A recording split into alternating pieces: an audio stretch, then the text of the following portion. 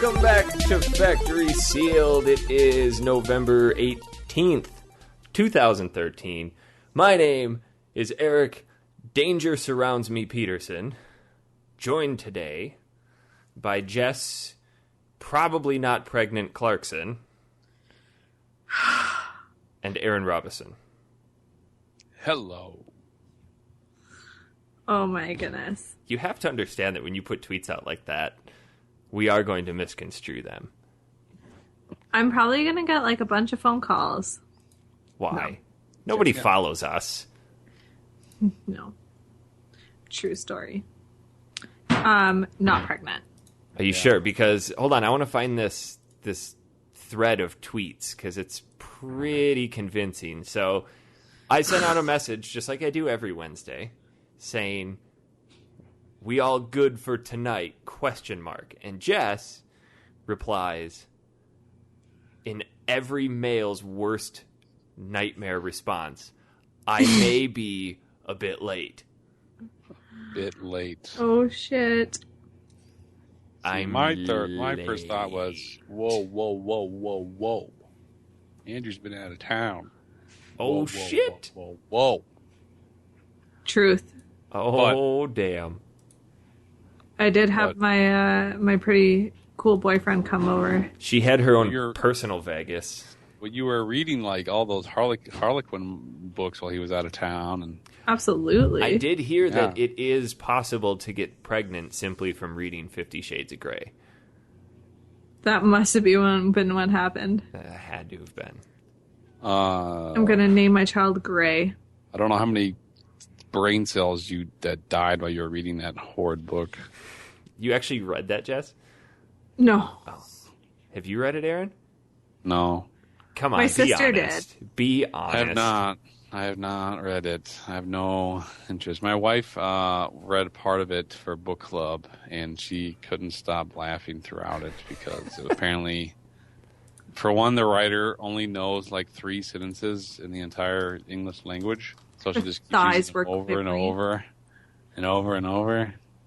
Well, she wrote fan fiction. Like, this is the first that she ever really wrote, and it started as a Twilight fan fiction.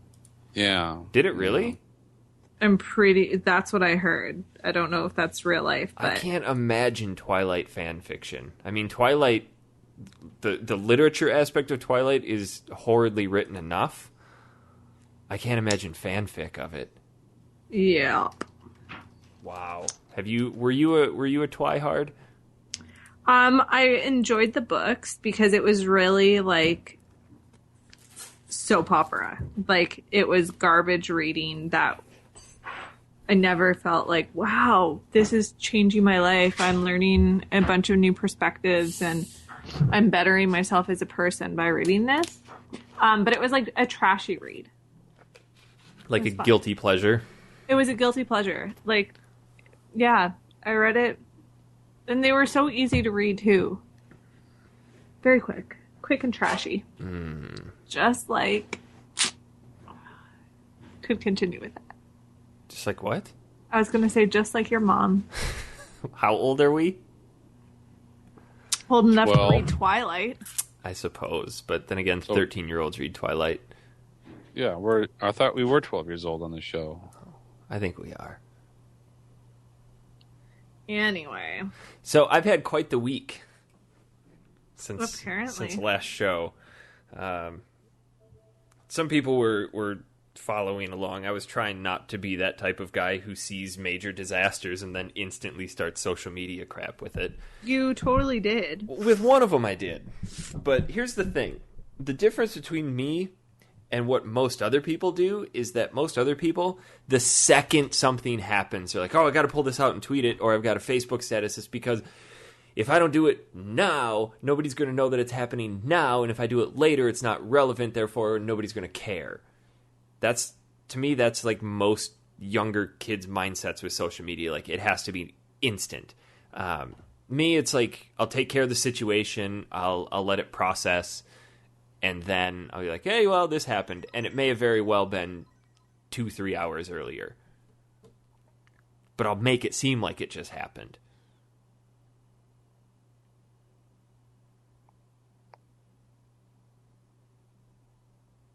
Hello? Hello? Hello? What the hell was that? That was like, I don't know, you were talking, and all of a sudden there was just silence. Well, I was waiting. Like, usually this is how conversations work. I'd figure 32 episodes into this show, we'd figure it out that we talk to each other. That was the most awkward thing ever. I didn't realize you were asking a question. I wasn't asking a question, but He I was was pausing. I was leaving room for interjection and thought. I totally had my mic on mute for a second because I had to grab tape.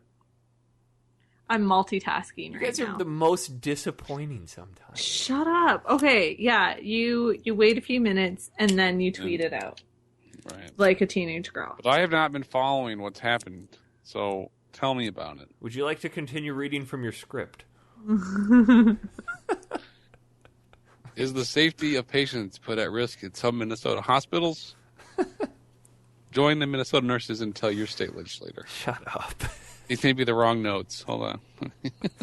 I did that as a joke. So, Oh God. on what was it? Last Friday, we were heading home, and they're doing a bunch of work on the interstate by our house, and they're opening up a new lane and all that crap. So stuff's starting to back up, and naturally, people don't know how to drive down here. But once you start compounding sunlight, darkness, rain, or any sort of traffic, people start getting into severe accidents. So we were driving, and somebody went from the HOV lane, or the carpool lane, merged over and hit somebody else, and that, there was very minor damage to this. And usually, What does HOV stand for? high occupancy vehicle. I did not know that. Yeah. So usually the rule is if your car does not have a lot of damage and it's still drivable and nobody's dead or dying, you move your vehicles off to the side of the road, right? Yep. Yes. These people, they tapped. They literally tapped. There was no damage done to any car, and they stopped, blocking 3 lanes, and everybody got out of the SUV. Everybody got out of the car. There's like 9 people walking around these cars, taking pictures of stuff, writing crap down. Posting it to Twitter. And the whole time, I mean, you've got 5 lanes of traffic completely backed up now because these assholes did not want to move their car off to the side of the road. So we finally get around that. And about 2 miles down, we're in the right lane, and in the left lane, there's a motorcyclist who's following an SUV. And again, that guy's kind of close, and traffic generally starts to slow down up over this hill.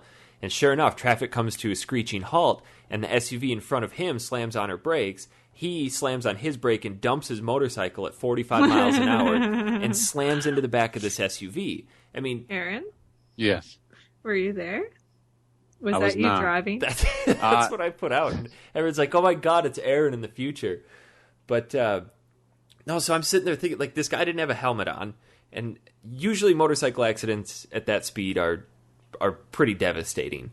But we pull off to the side of the road. I get out. Traffic has already stopped. There's motorcycle parts all over the road.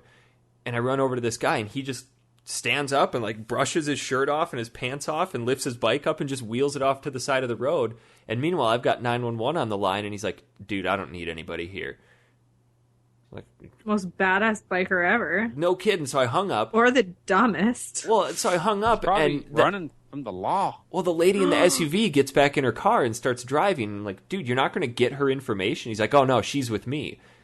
I'm like, what do you mean she's with you? And then she pulls off the side road and come to find out it's his girlfriend, and they were driving together. And I mean, That's the worst. yeah. Hey, babe, do you remember that time when I almost killed you? No, it was the other way. Oh, yeah, the girl saying it to the guy. But, yeah, she just slammed on her brakes way too aggressively, and I'd be pissed. But, fortunately, he was okay. And then, the next night, so last Saturday night, we went to Christy's staff party, her staff Christmas party, and had a whole bunch of fun. And on the way home, we were coming probably about 2 blocks from my mom's house. We were dropping her off, and there's this really dark section of the road by a gas station, and then across the road is a truck stop where a lot of truckers will park their semis and then walk over to the gas station, none of whom know how to use a crosswalk. So these people will just walk out in front of the road, and we saw traffic just suddenly come to a screeching halt again, so we went around it and saw in the middle of the road a dude was laying in the middle of the road. Like, okay, stop the car, I'll get out and look. So, got out, ran over, come to find out this dude just walked across the street and got hit at 45 miles an hour. Jesus. There's no damage to the front of the car except the windshield was destroyed. So I'm assuming this guy tried to jump like Kobe Bryant this thing and jump out of the way. But he was laying on the ground just writhing in agony, and other people come rushing over and they want to move this guy. Like, they're like, we got to get you out of the road. And I'm like, absolutely not. First aid training says no. Do not move that guy. And the guy stabilize that neck. You don't move them at all. You just physically don't touch them. You say, you stay still. I don't care if it hurts. You call 911. So a couple people got on 911. Delegate. And the guy that hit him was just completely beside himself. I mean, just this older gentleman, probably in his late 50s, early 60s. Like, dude, I didn't see him. I didn't see him. I didn't see him. And I'm like, I know you didn't see him. He wasn't in a crosswalk and it's pitch black here. Of course he didn't see him. But this guy was just in absolute shambles. He's like, can you call my wife for me? So I had to make that phone call and be like, hi, whatever. I think her name was Deborah. I'm like, my name's Eric. I'm here with your husband. There's been an accident. He's fine. He hit somebody. Like, after I said that, like, I probably should have prefaced that a little bit better. Like, yeah, probably.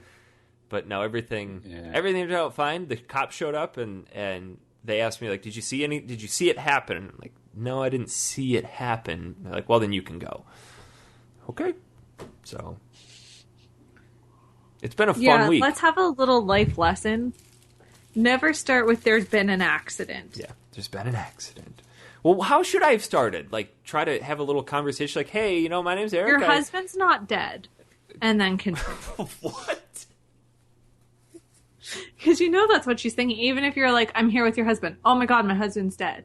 Okay, There's been an accident. Oh my God, my husband's dead. Hi, Deborah. Your husband is perfectly fine. He's alive. Yes. He's breathing. There is still blood. All of his blood is currently inside of him. That's good. Okay. Well, that could be also bad. Like, all right, blood inside of him. I mean, he bled internally. Okay, yes. But I only think I think that's getting a little nitpicky. Yeah. Well. Speaking of blood, yesterday was fun. That would have very... Yeah, let's just go with that. So I had a doctor's appointment. And it was just a routine checkup. And they're like, all right, at the end of the appointment, we're going to draw some blood, do some tests, and you'll be on your merry way. So I was feeling perfectly fine, well hydrated. I walk out, and I'm all chitter-chattering with the nurses and sit down and have that normal, awkward conversation of, oh, do you like... Are you okay with needles? And yeah, I used to donate plasma. They'd stick a spaghetti noodle in your arm, and you'd have to sit with it for an hour. I'm fine. She's like, okay, good. Well, we use the little baby butterfly needles for infants. Like, oh. I love butterfly catheters. Like, perfect. Great. And I looked at it. It's microscopic. And she's like, all right, stick out your arm, blah, blah, blah. You're going to feel a little pinch. And I'm just talking to her the whole time. I'm like, yeah, I didn't feel anything. And I'm watching her stick as soon as she stuck the little thing, the little vial in to collect the blood, I'm just like, I should probably let you know I'm starting to feel just a little lightheaded. And then I kind of slouched down a little bit more. And I'm like, okay, now I feel really lightheaded. And then I rested my head back and said, okay, now I'm getting some serious tunnel vision. And then the next thing I know, I'm having this incredible dream. Like, I don't remember anything about it, but it was just like being on cloud nine, pure elation. And the next thing I know, my eyes snap open, and I'm staring at this nurse, and I have no freaking clue who she is or what I'm doing or anything. And, like, I'm scared. I don't know what's going on. I'm looking at everybody, and then, like, 15 or 20 seconds later, it's finally like, oh, yeah, you passed out. And then I instantly felt like shit. But I felt bad because they were getting ready to close. So I like, okay, I just passed out. Now they're not. They gave me a bunch of water, glucose soda. I laid down for 10 minutes and went on my merry way. But there was no way I should have gotten into a car to drive because I still felt like I was going to pass out. So as I got in and drove away, I'm like, okay, I know where there's a Wendy's. Just get around the corner to the Wendy's. So I got in. And, of course, I get in, and there's just these dirty, gross-ass people standing in front of me. Like, just their stench made me want to vomit. Ooh. And they were all... You know how those early 20s couples, like, really dirty trailer park couples are? They're all handsy all over each other, and none of them have showered. And, like, their clothes have that layer of just gross. And they're eating each other's faces. Oh, yeah. And it's just like, yuck. Here's a napkin. Yuck. But they took forever to order, and finally I got out my shit. And I sit down and I had just huge Frosty and chicken nuggets and sat there for about an hour until I felt better. Then I went Christmas shopping. But you did not dip fries in your Frosty. I didn't get fries. Fries would have made you feel 1,000 times better. I know, but 1,000 times. Wendy's spicy chicken nuggets did the job well enough. Fair What are enough. you eating now? I'm trying to eat dinner. I'm eating a double cheeseburger. Double cheeseburger from where? The BK Lounge. BK. Did you know that McDonald's now has poutine? Canadian McDonald's, probably. Canadian McDonald's has poutine. Is it good?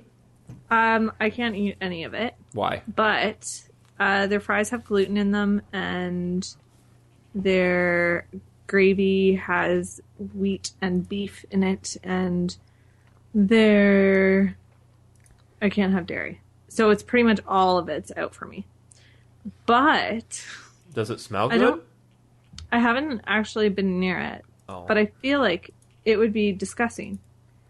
Because McDonald's fries are so little, stringy little fries. And Yeah. poutine fries need to be like, They need to be like Costco thick poutine. cut, like, yeah, like steak fries. So For as much I don't fun as know. I made of poutine, I thoroughly enjoyed it when I was in Canada. it's delicious. It's super good. Aaron, have you ever had poutine? No. Granted, You have to try it. I haven't been anywhere where they have poutine, so that's the only way I can try is if they have it. Trip to Canada. Oh, I'll be You're up like there. right there. I'll be No. visiting Canada. pretty He's soon. like a Real solid close. 7-hour drive from Canada. Yeah, I really am. Really? Mm-hmm. Yeah, it's about a 6-hour drive. Wow. Probably 7. Does your state touch Canada? Yes. Yes, but I'm at the bottom of the state. I don't know my U.S. geography. Do you know where? Do you know where Wisconsin is? No. Do you but know I where know Lake they have Michigan is? Do cheese. you know where Lake Michigan is? You know where Lake Yes. Superior is? Yes. Because we're actually closer to Lake Superior. Well, Lake Superior and Lake Michigan make that little 7. Wisconsin's in like the armpit of the 7, and then Minnesota's to the west of that. And Aaron is kind of like right where Minnesota, Iowa, and Wisconsin touch. That would be like the most fun place ever. Yeah, speaking of Canada, Yes. not fun. I like. Shut up. Do you remember what my analogy for Canadians was last? Yes. What was it? It was Oh, you guys are like the PC master race of global Yes. civilizations.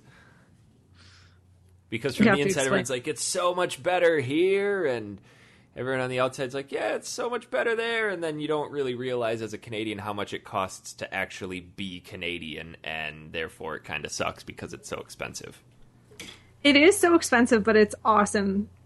Bull Regardless. honky. We have so many everythings. Everything I'm going to... is awesome in Canada. Except for the weather. I do hate that, like, no place in Canada is really warm. Like, we have no, like, vacation spot. So maybe Canada should have done what America did 200 years ago and just started annexing shit. Well, there were talks about us taking some Caribbean island. I don't remember which one, but they wanted to be part of Canada. That doesn't And- count. That does not Yeah, count. it totally does. Mm-mm. Psh, totally does. We have Puerto Rico. And you guys have a U.S. Virgin Island. That doesn't mean it's part of the United States. I mean, it's technically part of it, but it's not. It's not the U.S. I mean, we have. I don't know. Do we still have? Is this U.S. soil? Thanks for yawning. That That was a pretty Welcome. intense voice. That was almost as good as your radio voice. it sounded like Kermit. Go back to the radio voice. The radio voice. I can do this voice for you, Jessica. Not as good. That just sounds like you want to crawl through the phone and diddle me.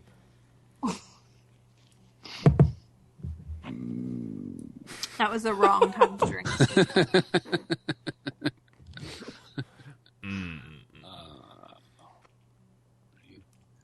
I had a really good segue, but I actually said it to myself before it came out, and it sounds terrible. So I'm going to steer clear of that because it has to do with diddles and a story that was in the news, and yeah, I'm glad I stopped myself. I'm working on that. That kind of reminded me of the feetsy thing. That was a terrible quote. Like, everything about that quote was awful. But the little awkwardness there. If you're hungry, direct your pizzas to Danny Creed's Pizza. Like, that doesn't even, it doesn't even fit. You know what? Here's what we're going to do. Oh, if I knew how to cross-stitch, I would cross-stitch that for you. Did you guys do it? Aaron, were you on the show last week? I was not. No, I was not. Fill us in with the life of Aaron. Well, I've been kind of sick lately, but then I got better, and I was actually feeling a little bit better health-wise last week. But got a lot of personal drama happening that can keep keeping me down in the dumps. But I think I'm getting it taken care of now. But other than that, I really haven't have a lot to share. I've been just working and dealing with other things, so I haven't had time to play any games even. It's been ridiculous. Did we even Christmas acknowledge shopping. The fact that Kevin's not here? No. Kev's not here, guys. You're gonna make somebody very sad with that. I know. I feel really bad because when we get to the emails, there's a lot of Kev stuff. Well, it's because you guys said nobody said anything about Kevin because Kevin was a guest on our show who just kept coming back, and then we never said he's officially part of the show. We did too. Yeah, after the fact. I don't where is your logic coming from? Like, I'm confused. Well, the point is, a lot of the longtime listeners knew he wasn't here until up to like episode 26, 25, 26. He's been here a lot longer than that. Really? It's been that long? Doesn't feel that long. Well, I guess we haven't been going week to week, so I guess I had it up pretty fast. Yeah, that's true. Either way, so they weren't used to him being around, and then he kept coming. He's pretty much been here every week since we started going weekly, with the few Champion. exceptions of missing. Okay, but we took the summer off. Yeah, and that's when he hiatus. joined us. We took a hiatus in the summer, and then after that, then he was with us the whole time. So definitely a good chunk of the episode. Speaking of keeping our streak together, what are we doing anything these next couple weeks with the holidays? Because I feel like we should. How Next we were Wednesday. like, yeah, I'm in Florida. Let's do a show next Wednesday. That's definitely Christmas. Well, obviously not that day. We could do it. We could do it Thursday. I am good. I just need to. It'll be kind of like a last minute thing for me because. Well, as long as we spending do a lot of time poolside. As long as we do one next week, I just don't want to break our streak. Truth. And we may just ditch you, and Aaron and I'll do another glorious two-manner. Two-man show. And if you guys all bail, I'll just do a one-man show. I'll try to fit it in between tanning and visiting Harry Potter Land. You are going to get cancer and die. I'm not tanning, really. I have SPF 60, and I reapply it every 20 minutes. The second you go in the water, it washes off. Yeah, and then you put it back on, and I have waterproof. That doesn't mean crap, because you need to let it dry. I'm not going to talk about skin cancer on a retro game show. Do you want to hear about my awesome bathing suit that I bought? I heard baby suit. Stop making baby references. I'm going to be a dad. I can't. No, I got a Wonder Woman bathing suit. One piece? No, it's a bikini, but it's high-waisted. Like the Miley Cyrus underpants? Not as skanky? Like Taylor Swift Spanx underpants? I don't really want to use the word Spanx to describe it. Spanx are like hipster granny panties. Shit. No, Spanx are ugly. But they're hipster granny panties. Why are they hipster granny panties? So it's like a 1960s swimsuit with the really high waist. Yeah. Like up over your belly button or just below your nipples? A bit of both.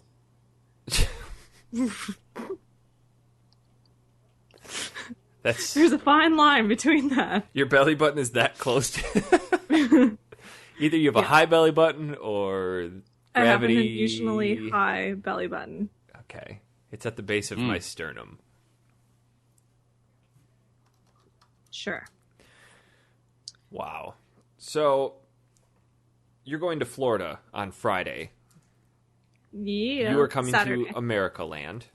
I'm coming to America Land. Okay. I'll have to give you the rundown on how to properly navigate Florida. Yeah. Late. Should I be scared? Yes, very. But We're in Orlando. oh, Jesus, even worse. I should try to find the Walmart. When Christy and I went to Orlando for our honeymoon, we drove down and got into town at about midnight. And usually stores are pretty dead around midnight. But we got to this Walmart, and you'd swear there's a zombie apocalypse going on outside. Because Orlando's just this huge international hub, and we were in the center of all these condos by the airport, and this Walmart was off the wall with people. I mean, there was nothing left on the shelves. We found a store employee, and the store employee's like, yep, it's like this every night. We get 4 trucks a night.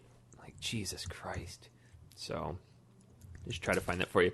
We should talk about some games. Showa.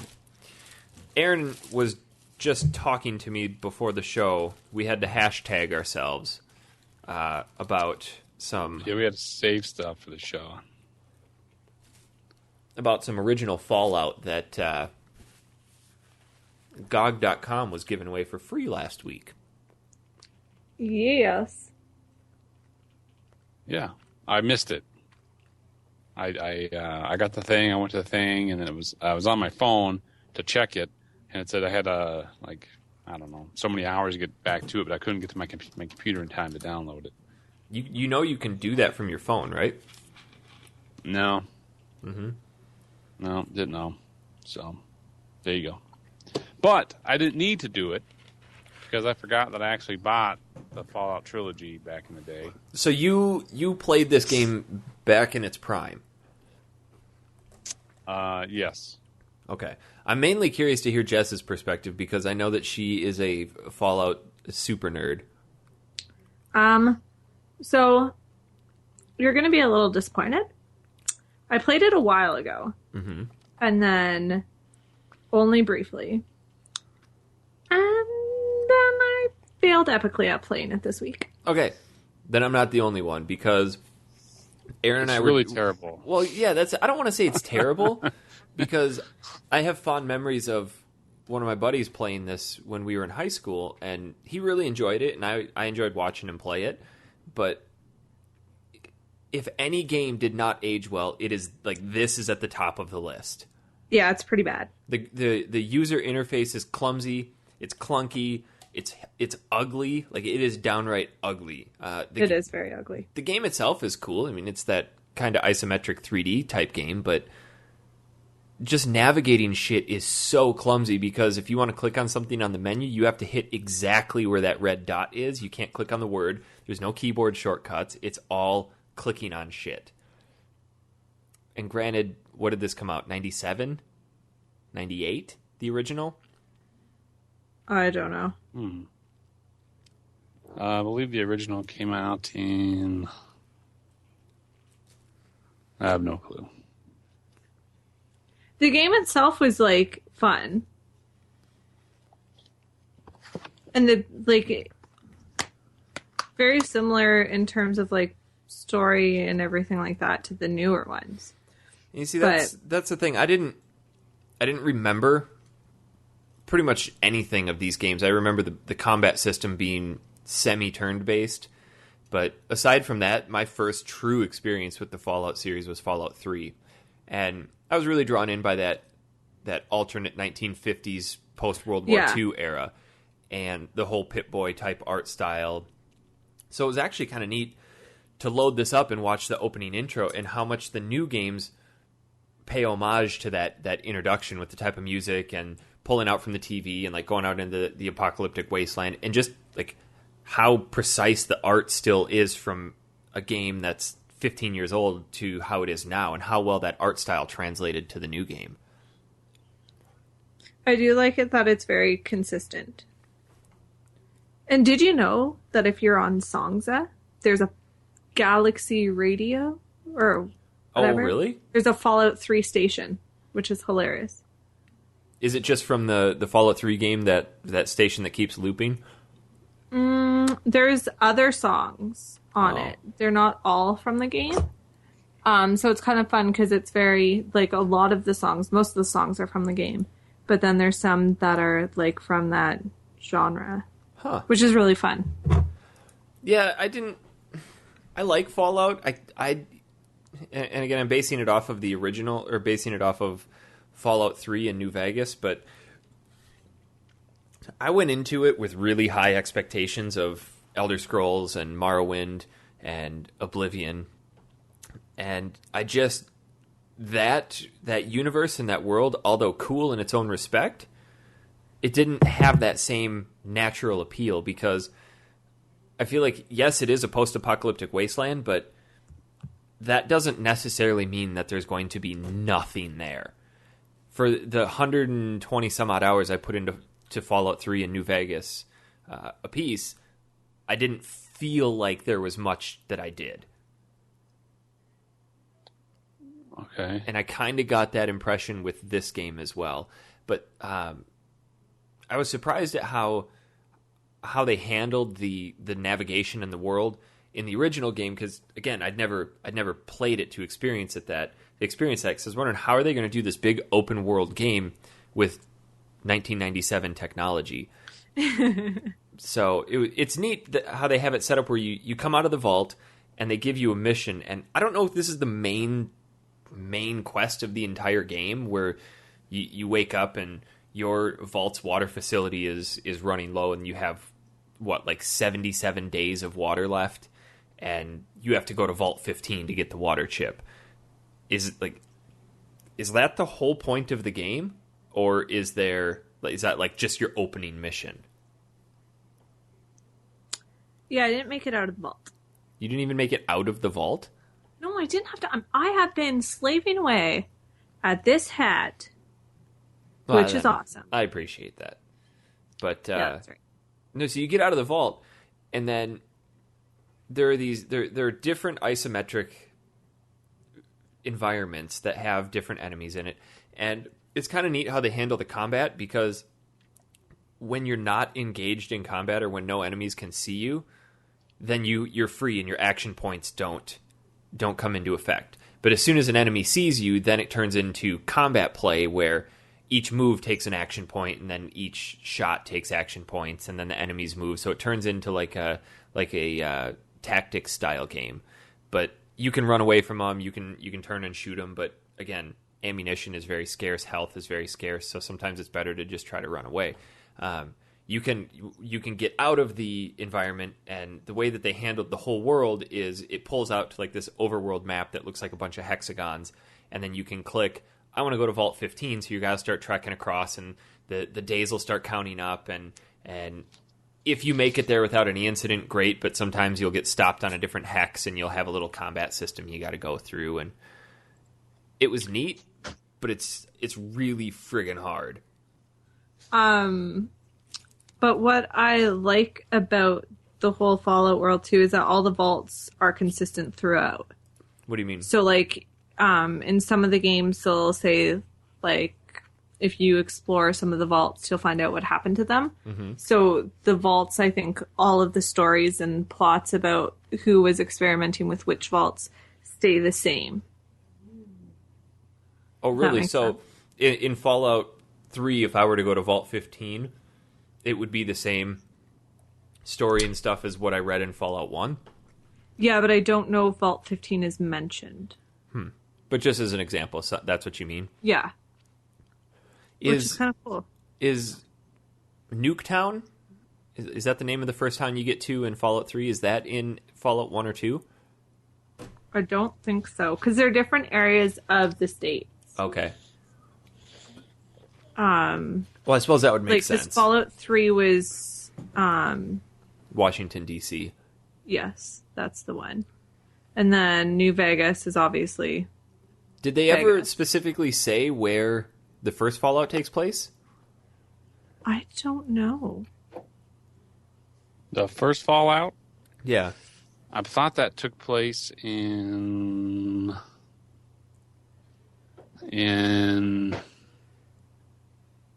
Think, Karen. well, it's still Vault. It's still Vault 13, so Yeah. I believe it's still outside of Washington D.C.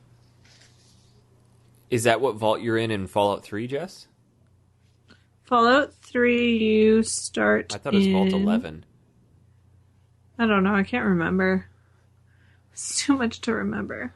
Play too many games, you can't remember all this crap. I just can't remember numbers. But no, the difficult part of this game, and I don't know if... Did you just get your ass kicked by the rats that were in the tunnel? Oh, they were annoying.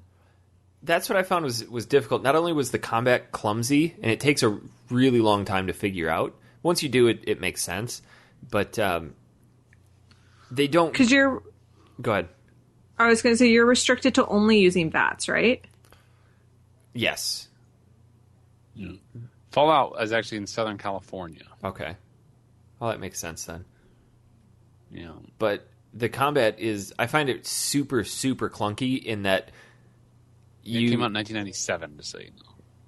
you have X amount of bullets, and in all the time I played, I never came across any other ammunition. So I finally made it to Vault 15 after going through all this crap and wasting all my ammo and all my health just trying to get there.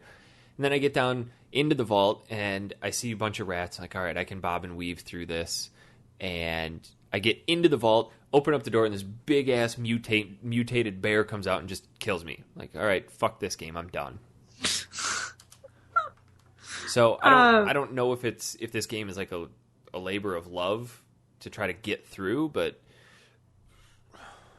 Well, it's funny how, like, and again, this goes to, like, looking at retro games and how they're typically harder than games nowadays, but in the newer Fallouts, there's tons of ammo everywhere. Like, ammo isn't really the big issue.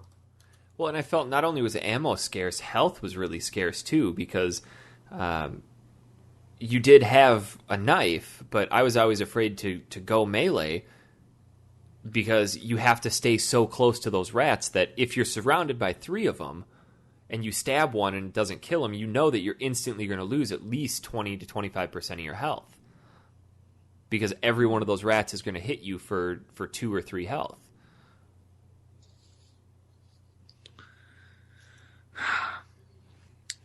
Oh, man. I don't know. I want to play it again, and I will when I have a little bit more time. Aaron, But- what do you remember of this game from back in your day? Well, I remember that like it played a lot because it was Black Isle Studios and Interplay, and I remember it played a lot like the Baldur's Gate game that was out back then. Kind of.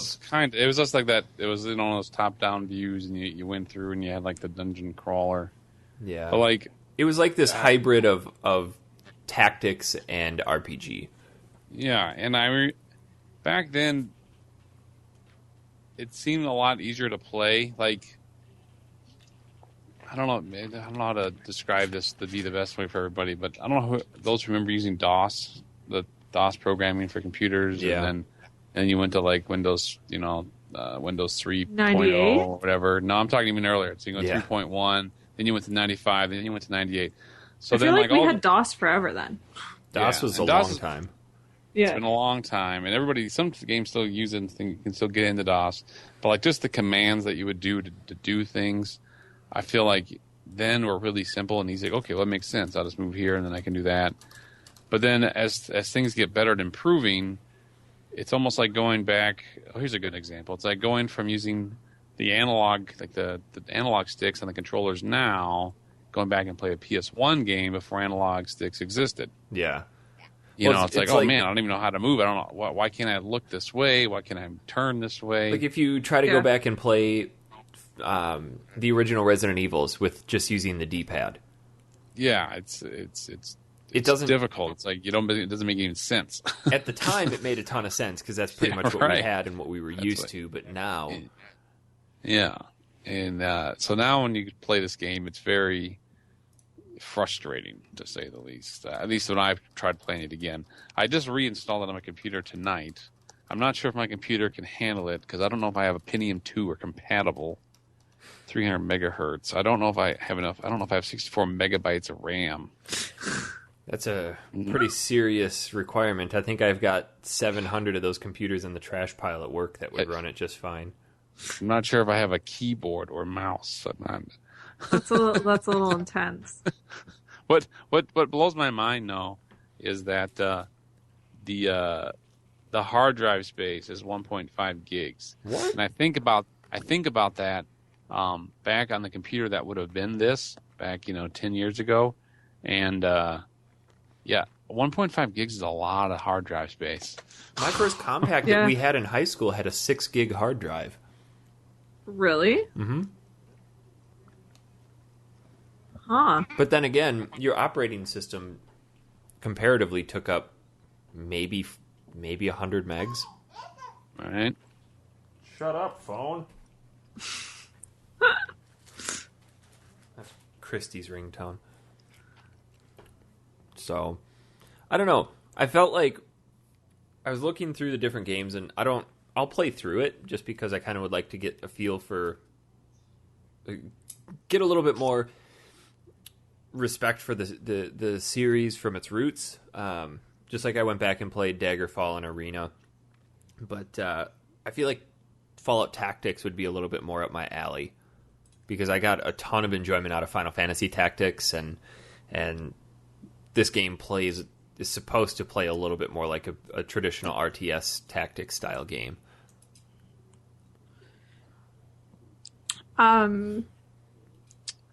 But trying to get the game, like, ridiculous. Why? Because we have it on Andrew's computer already. Yeah.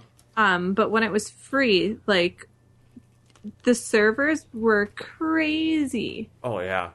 It was like, yeah, it took me a couple of hours because I wanted it for my Mac because we have it on the PC. And it took forever. Do you just use the same GOG account? As Andrew? Yeah. Oh, no, he bought it on Steam. Oh, he bought it. Okay, I got you. Yeah.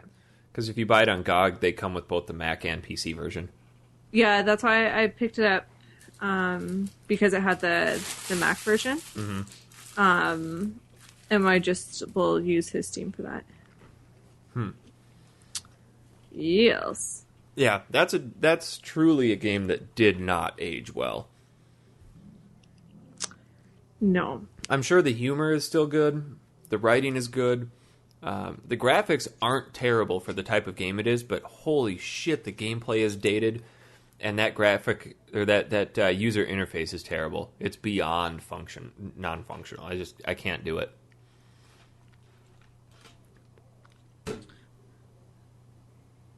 I will agree with that. I concur. Well, since I just installed it again on my computer today, I feel like I'm going to earn the shit-colored star and have to be a week behind. That's fine. I'll play it again so I can talk a little bit more about it, because I didn't even make it past the first main mission. And tactics. Yeah. That is, if I can pull myself away from Morrowind. I know we talked about this. Did you learn from your mistakes? I finally did last night. So I waited and waited and waited for this game to go on sale over the Steam Autumn sale, and it never got more than $10, or never got less than $10. And I didn't buy it. So I can get it cheaper. It will go cheaper. And apparently on Amazon this past weekend they had Morrowind for $4.99, Game of the Year Edition, Oblivion Game of the Year Edition $4.99, and then I think Skyrim was like $7.99 or something like that. So it was stupid cheap. So I went and picked it up. And that game, although the user interface has not aged well, the game itself is still surprisingly a ton of fun to play. I don't know if you guys ever played that game when it was first out, but that game pretty much defined my my first couple years in high school because I absolutely obsessed over it. You obsess over a game? Never. No, so the one thing that I was still just... I knew it was bad, but I didn't remember it being this bad was the combat system. And surprisingly, a lot of people will still complain about the Skyrim combat system and how clunky it is and how it doesn't feel truly authentic. And to those people, if you haven't played it, I want to say go back and play Morrowind, and you will appreciate Skyrim a million times more, simply because Skyrim, you actually, when you swing, if your axe crosses the path of the enemy, you will make contact. Morrowind, it's a friggin' dice roll. There's a rat on the ground, and you're swinging your sword at it, and it's just making the whoosh noise like nothing's happening. And occasionally you'll get a hit, and in the meantime, he's hitting you every single time. That's awesome. So it's real frustrating, but what's cool about it, and I kind of wish that they wouldn't have taken this. Oh no, I don't think they really took it away from Skyrim, but you have your different main perks, so you kind of had to plan yourself out in the beginning, which does kind of suck because if you decide you want to start as a fighter and then halfway through the game you're like, I really want to do magic, you can't really just switch on the fly. Simply because at the beginning you have to choose your character traits, like your major abilities, your minor abilities, and then just the rest is garbage that levels up as you go. But the one habit that I've picked up from Morrowind that I still can't ditch is jumping everywhere, simply because it just cranks up that athletic stat like yeah, no and you other. were you saying that you had the acrobat perk so Yeah. you could fall and never die? Well, eventually. And what's really cool is just for shits and giggles, I booted up my Xbox and loaded up the Morrowind game save that I had from years and years ago. And my character on there he's actually above 100 for his strength, athletics, and acrobatics, just because I kept jumping and jumping and jumping and jumping and jumping, even after it maxed out, that the game just went, okay, fine. So if you go into Vivek, one of the biggest cities, my guy has so much strength and so much athleticism that if you take off all his armor and empty his inventory, he can jump to the top of a 3-story building from the ground. Jesus. Yeah. It's a little unrealistic, but I like it. There's a hanging moon. It's not necessarily a moon, but it's like a mage's place, mage's house, but it hovers in the sky just above one of these 3-story buildings, and you're supposed to teleport there during a mission. And I said, fuck that, I'm just going to level up and jump up to it. And sure enough, that's how I got to it. But there's so much about that game that's just so much fun. I think Morrowind is easily one of the most immersive Elder Scrolls universes. Yeah, I went back and because we talked about this a few weeks ago, and I went and a buddy of mine still had it loaded on his computer, so I went over to his house and tried it out, and it's a lot different than what the newer versions are, like from the Fallout, and I don't know, like it just seems a bit almost like a broken game to play. Morrowind? Yeah. How so? Well, it's like you said. Okay, you can get the attacks or whatever, and you get that in there. And then it may just be that last time I played it too. Like I did use the cheats, like I got everything raised up to 100, and then I killed everybody and killed Vivek, and the game stopped working, and maybe the fun came out of it. But when I go back to play that game compared to like playing Skyrim or even Fallout 3, I just think it doesn't have that same like appeal anymore that it had, because there was just so much you had to control and watch out for. Yeah, and it wasn't as well. And I think that, and another thing that made me mad about is that was the one where you couldn't fast travel. I was just going to say that it so pulls you back. That's probably the worst. That's probably the worst part of it, because you're like, oh my god, I have to sit here and walk forever. Well, what's kind of cool about that, and I like that, because I didn't get too immersed in Skyrim's universe because you could fast travel everywhere. Morrowind, I took more time and I explored a little bit more because there is fast travel through the silt striders, but it's only to certain locations. Yeah. So what I would do is I would actually explore every area around me and pick up as many quests as I could, and then I would make sure that I would be going to a location where I could complete as many quests as I could, and then go back to where I was and, just plan things out. But what was really kind of off-putting at first, and now that I've played it for quite a few hours, I actually enjoy it, is the lack of a compass. They give you a quest, and it's just in your journal. They don't give you a quest marker. They don't say, here's where you need to go. Here's a line that shows you how to get there. I just joined the Mages Guild, and the lady said, I need these 4 types of mushrooms. Here's the area where you can get them. And you're like, okay, where's that? She's like, follow the river to the south, cross the bridge, and there you go. And that's it. So if you forget, you have to go back through your journal and kind of read through shit. And I think it requires a little bit more intelligence. I think Skyrim has too much hand-holding. Yeah, I could see that. Oblivion did a little bit when they introduced the compass, but it still required some planning on your part. But Morrowind is definitely, you're on your own, here you go. And I think that's what sucked me in so much initially when I first played it. So let me ask you a question, because I never was able to do this. Could you buy a house in Morrowind? No. Basically what I did is when I got to the top of the Fighters Guild, I just killed everybody in the main Fighters Guild area and just used that as my house. Yeah, I mean, I took over a lot of houses, or got into houses and then used their chests or whatever to store stuff.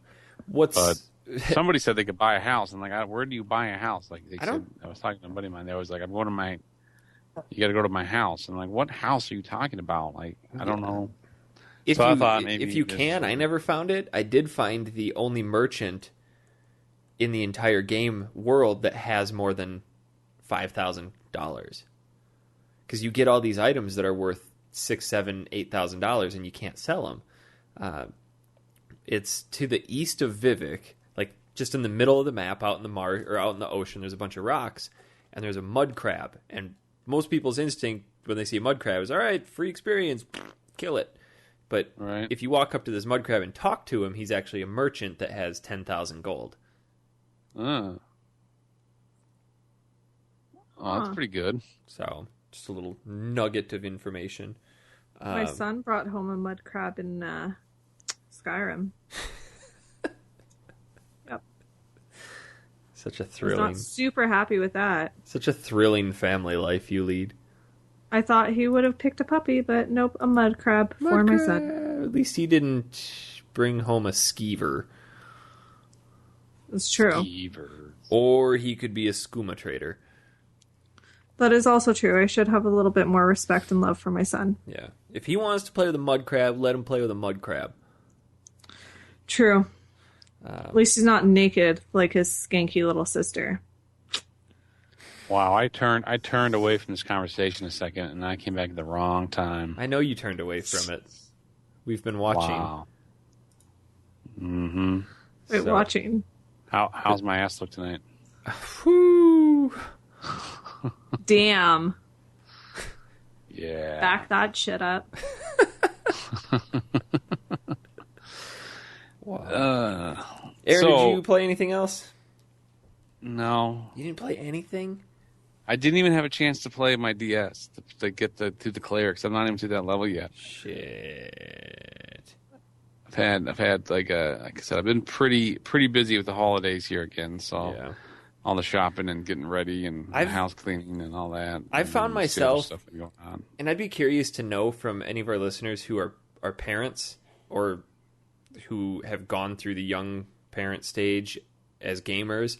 I kind of am finding myself transitioning away from consoles more towards handhelds just because they're more convenient. Especially with the 3DS and the PS Vita, even if I'm playing an RPG, it just has that feature where I can just hit the power button and it suspends the game as it is, that I can come back to whenever I want. Yes. And I don't know if I'm just going through like a phase of being hooked on certain console or on handheld games, or if I'm like really gravitating away from consoles. Well, I can understand the gravitation away from consoles, because as I try some of these newer games that are out there, I'm not impressed. I just have no. I don't know. Like they're trying to put too much into the game rather than just having a good game.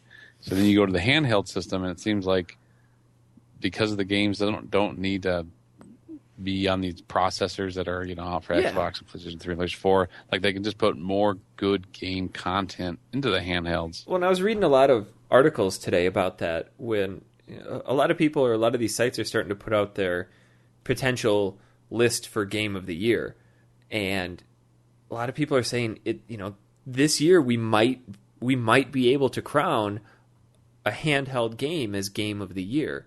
And I think what you said is kind of right on with, especially with next gen games. They're just trying to do too much with the games, and not only that, but we have such a rehashing of old series and old genres, and everything's just getting kind of boring. There are very few games that are hitting the market right now that I'm like, I have to play that. Right, and that's what they're doing. They're what I don't like about the rehashing of the games is that they're not bringing you the original game and making it cool. They're bringing you just here's a version of the game that's going to work for what we think it should be. What's unfortunate is that the current state of the video game industry, and there was an article that I read not too long ago called, the title of it was 5 reasons that the video game industry is about to experience another crash. And a lot of it revolved around the fact that people that don't play games are running the game industry because everything is revolving around basically revenue. And you can't guarantee yourself revenue on new untried concepts, which is the exact reason that we have a Call of Duty every year. We have a Madden every year. We have a Battlefield every 2 years. And the same genres and the same styles of games just keep getting pushed out because it's brand recognition. It's like why people go to the store and get an iPhone, or why they go to the store and buy Nikes, because it's what they know, it's what they're comfortable with. And for the mass population of gamers, that's probably fine. But for people who really enjoy gaming, it's becoming harder to find that new innovation and ingenuity within games. Yeah. But it's kind of hypocritical to say that I'm tired of rehashing, but so far this year, one of my favorite games was a rehashing, Link Between Worlds, because it was almost identical to Link to the Past, but yet it was so new and so different that it was. But see, that's where you got to think about that. Though, think about the game that got rehashed and the company behind it. Like the one thing, Nintendo can come out with a lot of crap sometimes, like as far as systems and things, and not maybe all top of there. But when they have a game franchise, they know what they're doing, and they continue to do what they do best. Whereas once you get into some of these other titles like Call of Duty or Activision, some of these other companies, I feel like it's a revolving door of employees maybe that come through and ideas and they gotta let's put this gun in and make the gun red or whatever as like an option, and they're just basically the same games and the same boring storyline. And me, I'm not a big Zelda fan. Not like a hardcore guy anyway, but Nintendo puts out quality franchise games. Yeah, you look at Sony, they kind of do the same thing on their franchise games. They do well. Well, and I guess that's one of the main arguments for people saying, why doesn't Nintendo just throw in the console towel and just focus on making their first party games? And I don't think we'll ever see that, simply because Mario is synonymous with Nintendo. Zelda is synonymous with Nintendo. Metroid is synonymous with Nintendo. And what's going to happen is Nintendo will never stop making consoles. I shouldn't say never, but I don't foresee it happening anytime soon. because of those franchises. Those franchises alone are so good, they're so strong, that they alone can support Nintendo's consoles. And Nintendo has the market of family-oriented gaming systems. Oh, yeah, absolutely. If Christy and I had kids that were 5 and 6 right now, you can bet your ass we'd have a Wii U in the living room. Simply because it's such a family-friendly console. Truth. But back to what you were saying before, I think one of the main reasons we're seeing games steer away from that is because of the people that are running the industry right now. Like I was saying before, the executives are being brought in from outside the gaming industry who have run successful shoe companies or perfume companies, just random crap, and they come in and they're like, all right, this is what worked. But they don't understand games. They don't understand gaming culture. And to be thrown into that after the fact and try to figure it out and be like, all right, how can we steer this company this way? And I think that's why we're seeing such a surge in indie game popularity, is because you can kickstart an indie game, get your $5 million, and then make your game the way that you want to make it without other people saying, nope, sorry. Right. You don't have enough of the same. It's accurate. And that's what I think. Like, look at Dust Elysian Tale. I don't know if we talked about that. Oh, yeah. I was talking to somebody about that. Was I talking to you about that? Well, we played that at recently E3 on a couple show? years ago. Yeah, we did. And I loved that game. And that's another guy, just a guy who made a game. And he made another game, too, which I can't remember. But, like, just phenomenal. Mm-hmm. And a couple of my friends I think this is where I could talk to one of my friends who found it and downloaded it. And he goes, I love this game. And I'm like, yeah, because it's fantastic. And it's set back in the roots of what made gaming fun for me as a boy growing up. But again, he's an indie developer, not some guy like, I mean, who was the guy that ran Activision that said, I want to take the fun out of making video games or something? Oh, I don't know. Wasn't that a quote? I think that was EA or Activision. I think it was Activision. Their president of the company said, I want to take the fun out of making video games. That sounds like a positive working environment. Have you guys ever read any articles about like the truth behind what a game developer does, or like the life from within the gaming industry? Yeah. There is absolutely no way, even if they made $1 million a year, I would never do it. Well, there's this big issue with when Heavy Rain came out. Uh-huh. With the treatment of video game developers and the hours that they were working, the pay they were getting, and how it was like absolute ridiculousness. Well, they were just talking about that recently, that time period towards the end called crunch time, which can last anywhere from a couple weeks to over a year, where you're pushing like 70, 80-hour weeks, and you know you're not getting paid what your time is worth. But right. yeah, I couldn't. There's no way. There's absolutely no way. I think the state of the industry right now is actually driving talent away, and that comes back to, I think so much of it centers on the way that the industry is being run. Because look at how much it costs to make games in the 80s. What would you say a typical budget for a game back then would be? A few $1,000? I'd say $100,000, $200,000. And that would be on the really high end. I mean, today's games, it's not uncommon to see games in the $60 million range, $50 million for their budget. And if you're a company that has that much money riding on the line, do you really think that you're going to allow your developers and your programmers and your artists and your designers and your writers to take any sort of creativity risks? That I couldn't answer that.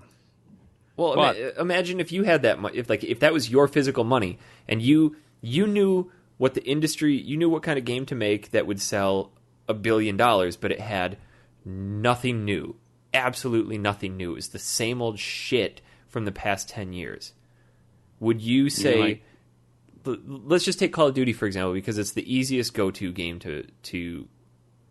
I mean, you don't want to use Duke Nukem as an example? No. That was good. That game was the best game ever. They spent a lot of money on that remake. I played that game and felt so much better about myself. Not even Twilight worthy. But yeah, that's a good example. What you're trying to say, though, Eric, that's an example. A Call of Duty franchise would be one. Like if I came in and I had $1 billion to make a new game, but I had to use all the same crap. Do you think if you were in charge of that and you said, hey guys, here's your $200 million for your budget. Okay, well, let's say $50 million. That's a little bit more realistic. Here's your $50 million. You need this to be a $500 million game. Because for $50 million, you should get a AAA blockbuster game. So what they do is they get the $50 million and they spend $40 million on advertising. Yeah. And then they make E.T. for the Atari. Yeah, and they make they put out the same game with a new layer of content basically over it. And Ghost was revolutionary. I don't know what you guys are talking about. Oh, it totally. There's like new guns and stuff. The other like thing guns. The other thing this article talked about that I thought was really interesting, that growing up, did you guys ever read video game reviews? No. Not really. Like Nintendo Power or any games like that, or any magazines? Well, I read the Nintendo Power and I read reviews, and I would sometimes make my stuff, but those reviews were more, I thought, accurate and more portrayal than what is out now. Exactly. Okay. So I always remember going to Game Revolution. To me, when I was a kid, that website was scripture. I don't know why I fell upon it, but I stumbled upon that website and I followed it for years. They're still around. They don't do as much, but like you said, the reviews were honest and they were accurate, and there was no bullshit tied to it. They're bipartial, and if they said the game sucked, then it probably sucked. Yeah, and I feel if they said the game was good, it was probably good. What's happening now is so many publishers are adding incentives for positive review scores, or like the whole Metacritic thing that came out, basically saying companies would say, if this game averages a 90 on Metacritic, you all get a raise, or there's $1 million raise or bonus or some stupid shit like that. So I've actually stepped away from reading reviews, and there's really only one site that I'll actually read reviews from, because they don't go on a score basis. They go on a yes-no basis. And then Was that manatank.com?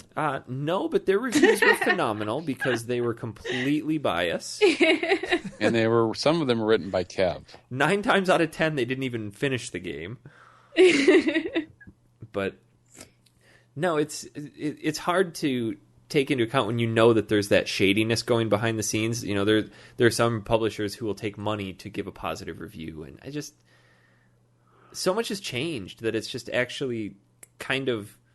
And there's so many. Like, anyone can, as we know, have a website and a podcast. Exactly.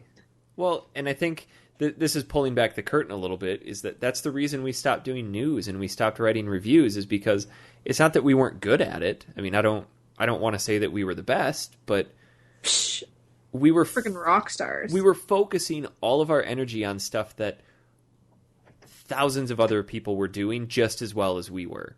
So we decided to find something else that we could do better, and it didn't take as much time, and that we enjoyed doing. So that's where that stopped. But I think the other point that you made a while ago, I was trying to remember, Aaron, is that with the console games that are out now, there's too much.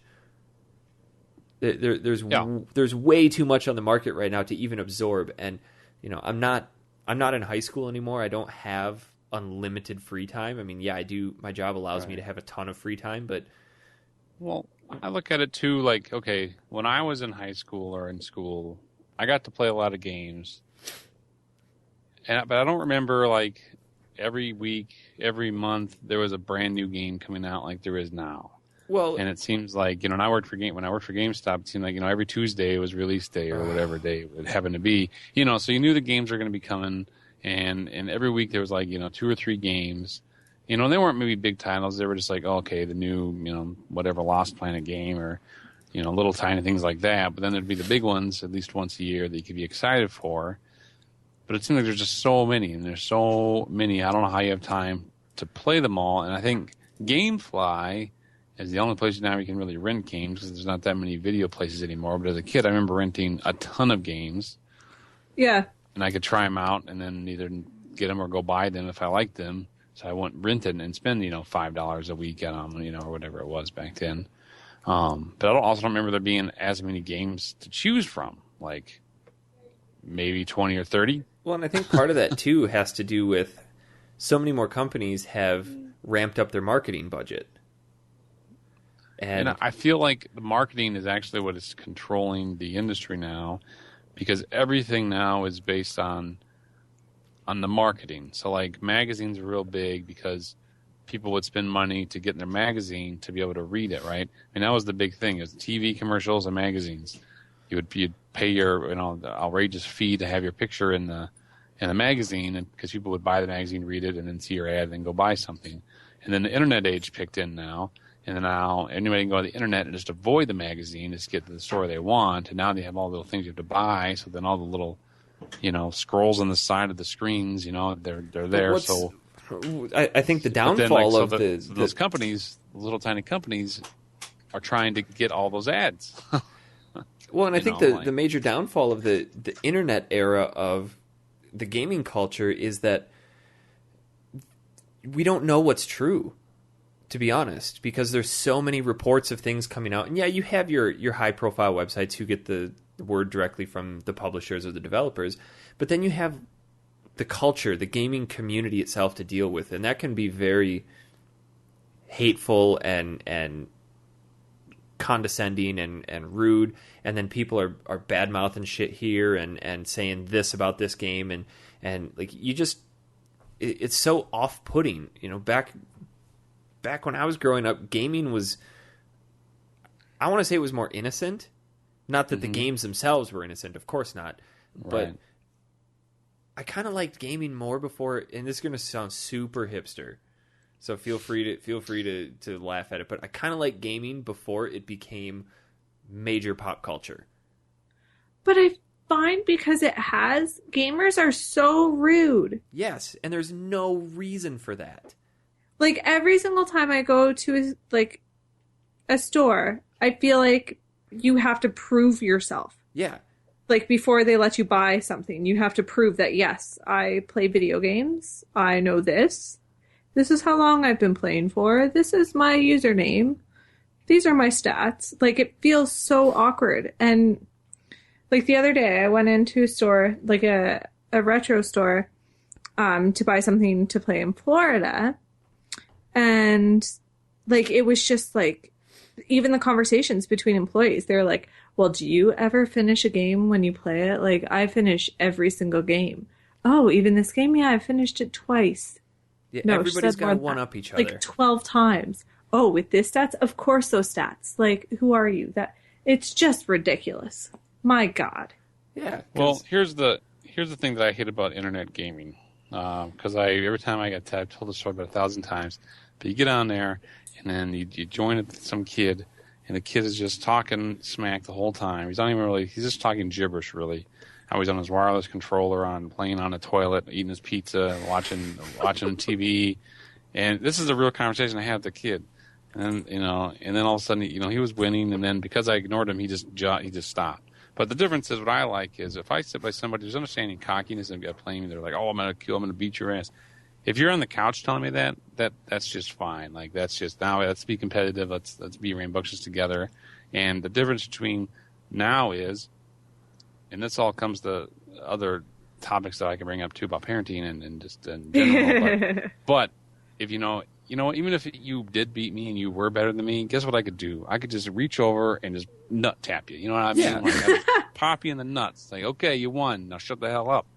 Now you can't do that. People don't understand. Young kids don't understand what same couch multiplayer gaming was like. Because you're right. There was that inherent fear of, if I mouth off in just the wrong way, my nuts are going to get hit with the back of a fist. And it's just like that was never part of, had that happen. You hit each other, you nudge each other, like whatever it is. that, you punch them in the face, you throw the controller at them, or you do even worse. Like, they get too cocky and you just run up and you turn the console off. You just like, boom. Oh, we would have our huge 17 or 16 person Halo parties. We'd have Cat 5 cable strung throughout my buddy's house for entire weekends and people everywhere. And you could hear each other yelling and screaming throughout the house. But occasionally somebody would get too high on their horse and say something cocky, and you just see this person come hauling ass through the house and put him in a headlock and just wrestle him to the ground. It's like, we need that. I miss that. You need controllers with then, like a slap feature. But Pay then $3.99 to slap your opponent. You need to have like this neck collar that's got a hidden boxing glove that if you tap it, it comes up and punches him in the jaw. Yeah. I like that. Like, here's a good one. Here's a good example. Like Tiger Woods 99 had the function that when you were playing a second player, you could hit I think it was all 4 of the L buttons. You could hit those buttons and it would taunt the other player right before they were about to hit the ball. Yeah. And that was just part of the game and it was built in and it was really good. And that was a really neat feature, but that's what you need too. Like those LAN parties with Halo and stuff. Like, yeah, you get everybody together and everybody would have fun. And now it's like the developers though, they don't want that anymore. Like they want everybody to they don't design games to be played multiplayer anymore. I think PlayStation 4 is changing that because they want to have that option as well. I don't think anybody wanted that. I don't think anybody wanted any of these new features from the new consoles. I think developers just kind of said, "Here you go, you want this," and nobody really, you do want this. Nobody really asked for it. Like, did we really need the feature where, "Hey, Aaron, I'm going to play some Killzone Shadowfall. Guess what? You're going to sign onto your console and watch me play." Like, really? Who wants to fucking do that? So, I don't know. People want to watch my mad skills. Absolutely, Jess. I'll let you know when I get one. I don't know. I wouldn't be against an industry crash because I think that would leave room for a restructuring and things to kind of rebuild in a more positive manner. I don't think we'll ever get to the point where it was in the early 80s where gaming almost disappeared completely. But I think if we keep going the direction that we are going, we're going to be super disappointed. Because look at some of the most popular games from this year were indie games that could have probably run on technology from 7 years ago. True. So, would you guys like to do some emails? Sure. Okay. Let's see. Our first email comes from SWFL Gamers. This is another podcast. Southwest Florida Gamers, I think. I'll be in their neck of the woods. Yeah. Says, I don't actually know if Orlando's Southwest. Whatever. Florida's it's tell everybody where you're going to be. Yeah, so they can go rob your house. It says, "Hello, Factory Seal Crew." My car got robbed. What? Someone, little buggers. The second time. I don't lock my car doors. And okay, these since little you didn't buggers, lock your car door. Did they leave a note that said, "Thank you for the free stuff, nice lady"? No, they didn't take anything because my car doesn't have anything in it. But those assholes. I don't really feel bad for you since you didn't lock your door. I do, because you shouldn't go into people's cars. No, of they were course looking not. for money. They took $10 whole last time. Ooh, why'd you have $10 in your car? Emergency money in case I needed a tea really badly. How much are teas up there? $10. $8.99. Are you serious? No. Oh. All right. Matt writes in, "Let me start by saying I feel horrible that Kev was not mentioned as a liked cast member from last week's email. Contributor, Ivan. Thus, I feel obligated to start my email by saying all of us at Southwest Florida Gamers greatly appreciate Kev and all the talent he contributes to the podcast. Second, let this serve as a written request to Eric to not beat up on me too much for my shitty sentence structure." Is that so, Fry? That's actually Fury. Oh, okay. Now that I've gotten all that off my chest, I feel free to ramble. Jess, what YouTube videos did you watch to assist in teaching yourself how to crochet? My wife wants to learn, but is having a hard time starting. Fury, shut up. I will tweet those. Okay. You tweet them out to Southwest Florida Gamers. Also, what vids do you recommend for learning video game themed patterns? Oh, I'll You mainly just made I'll make those some up. tweets. I make them up usually, but I will tweet some stuff out. Tweet it. Put it in the Twitterverse. But there is this really cool subreddit called, it's like geek knitting, but it's GEEK and then knitting, like they share the K, which is pretty clever, and there's some pretty fun knitting stuff happening there and crocheting. But I will put some geeky stuff on the Twitterverse and Aaron throw sounds like that he's out having there. a good time with the dog over there. Seriously. I'm trying to. He says, Forget about something. okay, really? Fury.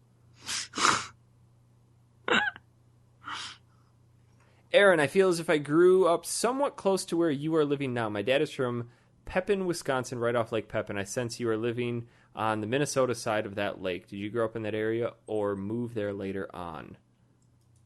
Lake Pepin's that's yeah. by Red Wing, isn't it? No, it's south of Red Wing. It's across from Lake City. And actually, Pepin, I do know where Pepin is. I've been there many times. I was a Schwann's driver there in Pepin, Wisconsin back in the day. What's a Schwann's? Schwann's ice cream. It's like door-to-door ice cream delivery. Yeah, door-to-door ice cream sales, yeah. And other food stuff, They too. have door-to-door ice cream sales? Yeah. The coolest part about the Schwann's truck is that it runs on propane, and if you overheat the truck, they explode. Wait, so like you could be like, hey, I live here, door-to-door deliver me ice cream. Yes. Right. Or is it like a Dickie D's? What the fuck's Dickie D's? They don't do just ice cream. They do like any frozen goods. Yeah, it's like basic groceries. Yeah. If the company started off for people that lived on the country and never make it to town, we'd be able to deliver them food. It's They expensive. couldn't make it to town. So yeah, it's pretty. They've gone up in price. And actually, I used to grow up with the owners of Schwann. Mm-hmm. So I kind of knew the kids, and I met the owner once at the lake, I believe. And once he died, then the company kind of went downhill because the kids all just wanted their money. It was kind of sad. Lake Pepin's about But yeah, Lake. That's hour. where Pepin's from. It's an hour north of where I grew up in La Crosse. Yeah. Yeah. And I'm actually, it's only about a 45-minute drive, and I go fishing out on Lake Pepin a lot. I'll be back in La Crosse next May. So, Pepin's a nice What up? Otherwise, yeah. I did not grow up near there, but I did move back. All right, he says, finally, I'd like to wrap up this email by saying that our thoughts and prayers go out to Eric. We are glad to hear that your family's safe after what happened. Cannot conceive of the amount of human distrust an action like that could cause. Keep up the great work, everyone. You guys and gal all rock. Your weekly dedication to putting out new episodes of Factory Sealed is an inspiration to the members of our gaming group. P.S. This seems like the spot to make a mandatory video game recommendation. I'm going to recommend Shadowrun for the Super Nintendo, an excellent futuristic RPG. With a badass soundtrack and a bonus recommendation for Eric because I know you like a good challenge. I'm going to recommend the homebrew titles Battle Kid, Fortress of Peril, and Battle Kid 2. Duly noted. We got an email from Ivan St. Clair. He writes in, Hello Factory Sealed Crew plus Kevin. Sorry, bro. It is I coming to you from this email, Ivan. Again. What's up? This guy. Ha. Anyway, thanks for reading my email, and I have two questions as well. I'm sorry. As So lame, but so good. Two Pokemon game requests. I am not a huge Pokemon fan, unlike Jess, but hey, they were fun. So question number one. I was wondering, in episode 14 of your podcast with the special guest Jesus. Batman, which, by the way, was great. Thanks, Jess. Never live this down. I heard him in the show. It boggled my mind because I thought I heard him before, so I listened to the show again later on, and that's when it hit me. Was this Batman you had on the show in the documentary movie called Confessions of a Superhero? If so, that's awesome. If not, that's a pretty interesting documentary. Now give it a watch. I actually looked this up, and I don't think so. I don't know. That'd be good. I can find out. That'd be a good fact check. Question 2, what's your favorite Metroid game? Mine would have to be Super Metroid on the Super Nintendo. Not only does it have great sound, but it also brings me back to the original NES Metroid. I don't like Metroid, like, at all. I like the first one because it's such a you hate mind women. fuck. It is. Anti-feminism. God damn it. All right, so now for my Pokemon game request. Pokemon Stadium, Pokemon Coliseum. We were going to play Hey You Pikachu, but apparently we can't get that to function properly on our totally legit copies. That's all I've got. So sad. Keep up the good more. You're doing great. Your fan, Ivan. Thanks, Ivan. Aaron, these got some long emails. Holy buckets, people. We complained about not having enough Hey, emails. I'm fine with it. They responded. I'm just saying. If you want to write us an email, factorysealed@manatank.com. Should probably get that out of the way.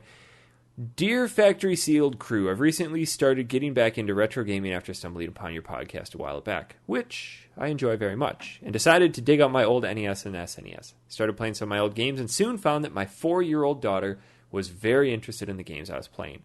What started out as having her watch me play video games quickly turned into her playing the games with me. Her coordination isn't quite there yet, but she can handle her own on a few games. Her favorite game by far is TMNT 2, the arcade game.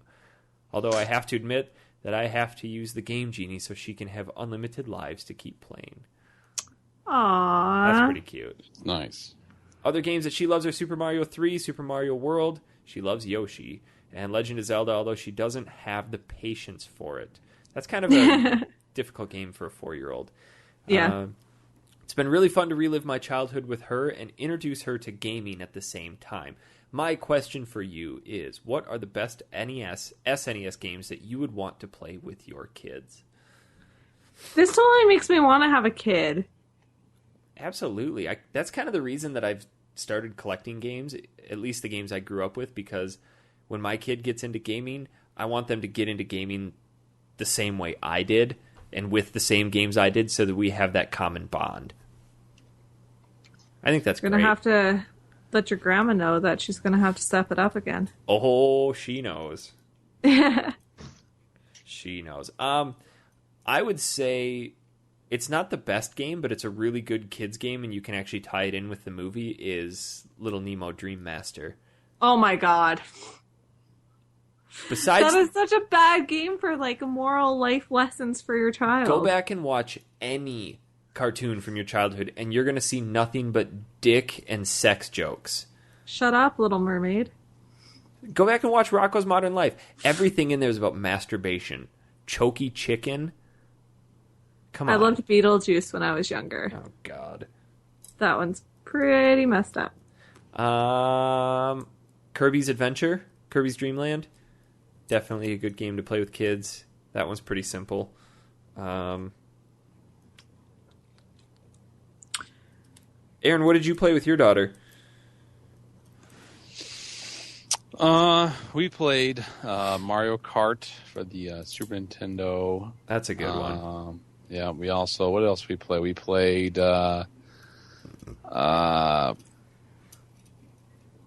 on the shelf Sonic. right now. What is it? No, we didn't play Sonic. Well, That I'm would be saying fun, though. Sonic you could play. Yeah. I would think Sonic that, you could play, yeah. to be honest, this might sound a little weird, but as a child, give them RPG games to play. Like, as you're teaching them how to read, give them games with a lot of reading in it. And don't just make it like kids' games that have basic reading in it. Give them games that are above their comprehension level, because as you learn in education, if you give someone something that's above their level, they'll rise to it. Don't meet them at their level. Always just keep them a little bit above where they But that's should be. like Animal Crossing is... Oh my goodness, the kittens are just everywhere right now. Parents have been letting their kids play that and have seen improved reading skills Yeah. because they have to read in order to play it. Well, I'm thinking like Final Fantasy or Golden Sun or Dragon Quest. Any of those games that have a ton of reading and comprehension. Give them those. Dragon Warrior. Yeah, Dragon Warrior, okay. Yeah. He says, here are some games that my daughter likes that you guys should play. Apologies if you've already discussed them. Golf, Popeye, Jaws, Track and Field. I wouldn't put any of these I love games. track and field. I wouldn't put any of these games on my top NES games list, but they're all fun to play. Anyways, really enjoy the show. Keep up the good work, Aaron. Here we go. We got an email from Carl. Carl actually dictated what I spent one of my evenings doing this week. So, he writes in, hey, FS Peeps, I wanted to recommend some games and give some feedback. First, Hope it's not masturbation. Please don't let it be masturbation. I don't need it. Shut up. First, games. I only have a few that they don't take that long, so please at least consider them. First, Commander Keen. Doesn't matter which, I've played them all. Second, Corpse Party, my favorite horror game. It was originally on the PC, and it has had many versions. It also has a PSP remake, which is the definitive version. I also wouldn't mind you playing the first Professor Layton, as it is decently old. Now, I've been listening to your podcast and want to respond to old emails, which of course I can't. So I say, please make a factory sealed forums. It would be fun and people could interact with you better. Thanks for reading my email. Bye bye, go. Sent from my PlayStation Vita system, Carl. The factory sealed forums have been created. You can find nice them. work. You can find them on manatank.com/forum. There's a whole list in there. I'm going to try to put the weekly emails in there as a separate thread that you can go in and respond to, but there's a spot for feedback, there's a spot for game suggestions, and then there's a spot for just jibber jabber. You do need a manatank.com account. Sign up for it. It's easy. If you hit a snag, let us know. We'll get you set up. Retro Thought Pod, another Michael Kelso podcast. They write in, "What up, Factory Seal peeps? I am just as saddened as you are that my email streak was broken, but I just got tied up starting my own podcast for a bit. Now that it's up and rolling along nicely, I thought I would email you again. My question is in regards to collecting retro games. I recently decided to start collecting actual carts again rather than plain ROMs. The one thing I've noticed, the good games are all really expensive. I believe that in a previous email, I mentioned a game called Wild Guns for the Super Nintendo. Well, this is one of my favorite games as a kid, so I thought I would hunt it down. It wasn't a spectacular game by any means, but I loved it. Wouldn't you know? It's also super rare. Can't find a copy anywhere for under $100. So I have two questions. Number one, have you ever run into a situation like this? Number two, what is the most you have ever or would ever drop on a cartridge?"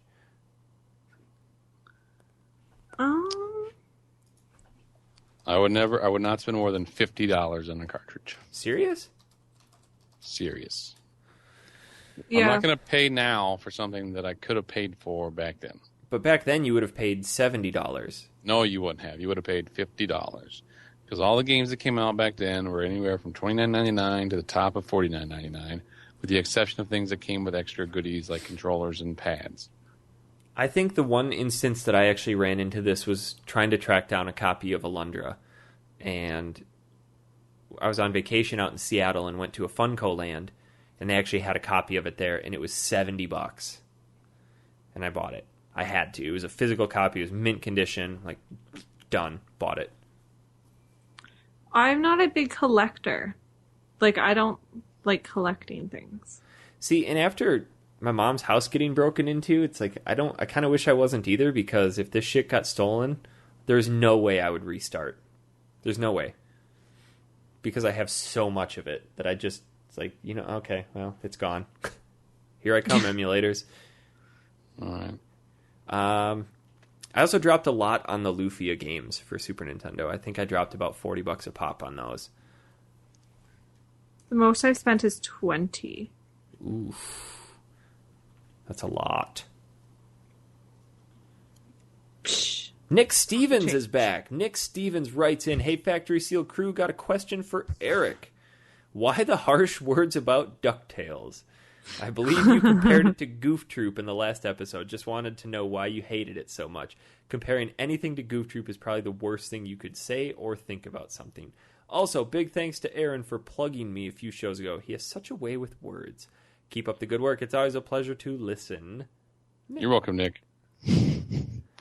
Say hello to Ryan. I don't know That's why. a great way with words right there. Vanderblist. I'm giving him the last name. Oh. Vander. No, I don't like Vander. That sounds like Vander Walker. Let's go with, I'm going to call... Who are you renaming? I'm renaming Ryan from the 90s Entertainment Show because they never give out his last name. So I'm going to call him, Ryan Walk Across a Bridge. Okay. I'm trying to pound through emails here, so... I don't know why I don't like DuckTales. I think it's one of the most overrated games ever. There's nothing exciting about it. It's just your generic Nintendo platformer game. To me, it does not stand out in any way, shape, or form from anything beside it. That's it. Okay. The end. The Good. end. Nick Semmer writes in. Boy, I'm going to have to try to paraphrase this one. This one's long. Actually, I'm going to come back to that one. Ben Merrick writes in. Hey all, it's Ben from Rare Games Company in the UK again. I recently got offered a job at Lionhead Studio to work on Fable Legends. Did any of you guys play the first Fable on the original Xbox? If so, what did you think of it? Apart from letting down on a few promises in the build-up to the game, I loved it and really enjoyed the freedom and rewards consequences for being good or evil. Did you guys play it? That was a game that I wanted to play but never I missed did. it. Never did. Really? I never did because it was on the Xbox. I remember that was my freshman year in college, and I was living in the dorms in Milwaukee, and I had absolutely no money to my name, and I heard that this game was coming out, and I fully bought into the Peter Molyneux hype train, and decided to skip class the day that it came out, and had to take 3 bus transfers in like 2.5 hours to get to the only mall where there was a GameStop, and called up my sister, and she transferred $50 into my checking account for me, and I got it home and remember being absolutely disappointed with the game. Like, just beyond pissed off at how terrible it was. And after playing it for a while and getting into it, it wasn't awful, but it definitely wasn't as good as I was hoping it would have been. And that's mainly why I steer clear of gaming hype nowadays. Bad experience. Bad. My question for this week, are there any game sequels you wish had never been made? Games that were really bad that completely ruined your memories of the original game? For me, Duke Nukem Forever was awful and completely ruined the legendary status of Duke Nukem 3D. Also, I'm sad to say this, as I work with the people who made it, but Perfect Dark Zero wasn't as good as Perfect Dark and ruined my fond memories of it. Bomberman 64 was pretty bad too, nothing like the amazing Genesis version. Keep on working the podcast weekly again now. It's really something I look forward to each week and hope you all have a great Christmas holiday. I never played Perfect Dark Zero, but I love Perfect Dark. Perfect Dark was great. Perfect Dark Zero, toilet. I would say that I wish they never made a sequel to Mega Man. Fuck you. I think they should have stopped there. I knew I'd get a reaction out of it. They could have stopped after 2, and I would have been fine. I think, he mentioned a lot of good ones there. With especially the Perfect Dark and the Duke Nukem was one of them. I think Wolfenstein had another really bad remake that kind of ruined it for me to go back through there. A lot of the launch title 360 games were remakes. Wasn't there a Quake game that launched with it? That game was was a hot pile of shit. Pilot Wings, the second Pilot Wings I didn't think it was as good as the I'm going to catch a first one. Ton of flack for this, but I would say at the top of the list would be Resident Evil 4. You wish they'd never made that game? Yeah, that game, it completely, I think that was the beginning of the end for the Resident Evil series. Because that was like my favorite Resident Evil game. For me, the last real Resident Evil game was Code Veronica X. That's it. It ended after that. Because 4 was such a deviation from the norm that it did not feel like a Resident Evil. It didn't play like a Resident Evil, and it just the only resemblance it had to Resident Evil was the name. That's it. I think that might have been with the different ones because I only played the original Resident Evil like maybe once, but I spent a lot of time at a friend's house just watching and play. So I never got to see the controls or anything, like the feel for how the game was meant to be. So when I came around playing Resident Evil 4, I didn't have any of that nostalgia holding me back as the same why it's not a good game. I thought it was fantastic. And I was such a huge Resident Evil fan growing up. My sister and I would, every time the new Resident Evil would come out, we'd go out and we'd buy it, and we'd spend that weekend staying up super late and playing it, and we would read the S.D. Perry Resident Evil novels and like immerse ourselves in the world. And that was just something that we shared together. And then Resident Evil Code Veronica came out, and we kind of lost our appeal to it. And then RE4 came out, we're like, fuck this is stupid, I'm done. And like, I haven't touched a Resident Evil game since then. I tried to play through Resident Evil 5, it was terrible. 6 was even worse. The 5 and 6 were definitely bad. The Umbrella Chronicles games were shit. The one for GameCube, Resident Evil 0, was great, only because I read the book before the game came out, and it was cool to just kind of experience that. But yeah, anything after Resident Evil 3 / Code Veronica just should never have been made. Mm. Hey Jess. Yes. Your favorite mustache man wrote another email in. Yes. Yeah, David Sager. So excited. David Lenar Sager. I hope I'm pronouncing that right. He writes in, "Hey, wonderful Manitank Factory Sealed. In episode 29, you ended with a top 10 or best of list for the NES, and I have to suggest one title that is often overlooked. Kirby's Adventure." David. You're right. You overlooked that one. Way to go, Eric. I think we mentioned it. I don't know. I just wanted to read that because he has such a sweet beard. Or mustache. Just so happy I got to look at it again. Hashtag not creepy at all. I think we officially creeped him out when we first saw his email. It took him forever to send us an email back. I scared him away. Creepers. David, write us an email every week and just sign it with your mustache. Then I'll get over it. Yeah. Shane Cleary writes in, "Hi, Factory Sealed. Last week's episode, Eric asked us to send in emails to talk about how great Kevin is. So here's my 2 cents, being honest. Kevin Dinner Dangles Buyer from starts like an obituary. From listening to the podcast since who just texted me? Oh, since listening to the podcast since Manitank episode 1 Kev has always been down to earth, funny, hungover sometimes, and all in all, a great human being. We've seen him lose his shirt on New Year's shows, showed us the true way in growing beards and maintaining them, and also introducing us all to XCOM. Find him very humorous and a great addition. Addition? Like 2.0?